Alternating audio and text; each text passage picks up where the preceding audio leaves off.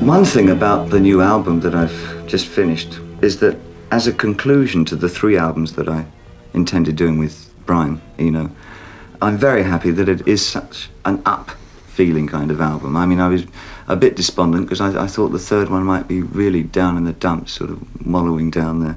But it's all sort of rounded off in a fairly sort of optimistic kind of fashion. So I guess that must mean I'm glad we finished the 3 of them, but no, it doesn't really mean that. It means that I think we've done something highly successful. Why did you decide just to do 3 albums? I mean, was that an arbitrary... Yeah, oh, completely. Yeah, I like the word triptych, and I've always wanted to use that. So when I started with Brian, and they said, well, are you going to work together? I said, yes, we're going to do a triptych. And then we sort of decided, yes, well, we might as well now we've said it. And we did. The suggestions, overtones there of a box set eventually. Well, we're box set people, really. I see. Tell me, how pleased are you with the work that you do? I mean, you're very highly critical of your own material. Yes, I go off and on things incredibly. I mean, I think the only thing that I never went off was Diamond Dogs. I really enjoyed that album. I still enjoy it. Some things I find hard to come to terms with. I enjoy very much the last 3 things. Low, Heroes, Lodger. They still have incredible fascination for me. What about the earlier days? Yeah, well, I'm very on Laughing Gnome again. I think that's probably becoming one of my favourite tracks. So, any surprises on this album? Well, I seem to have found my sense of humour again, which I think helps one through life, this life especially. There are some quite sort of light-hearted tracks on it, which is somewhat of a surprise to me. It's not quite as morose as some of the sort of East European feeling that you get on the last 2. I guess that had an awful lot to do with being in New York.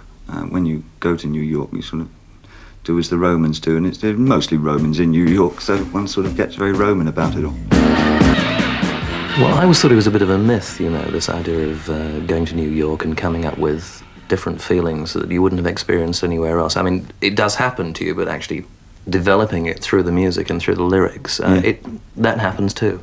Yes, the reason being that the people sort of dictate that. I mean, in Berlin, everybody's sort of very thoughtful and slowly arrive at decisions. And sort of the whole feeling of the city gets through to you in a sort of insidious way. It sort of worms its way into you. Whereas New York, everything's so totally upfront and fast and exciting. And superficially, I mean, I haven't been there long enough to find out if it really is exciting and up, but the whole sort of atmosphere is electrifying and being very prone to that kind of thing. I sort of took off with it.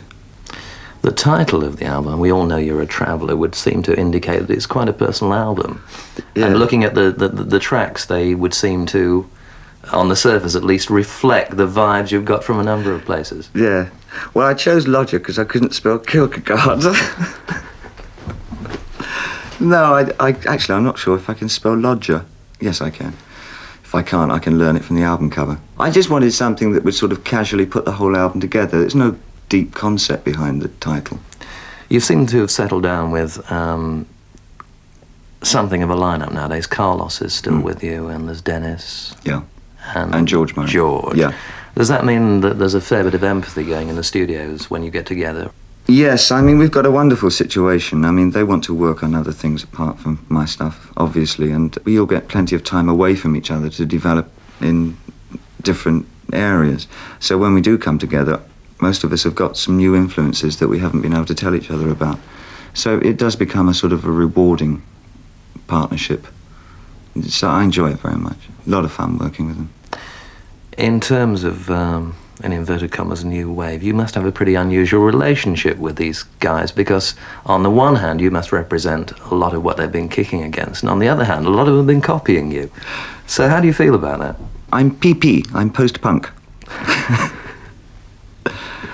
As the smart set say.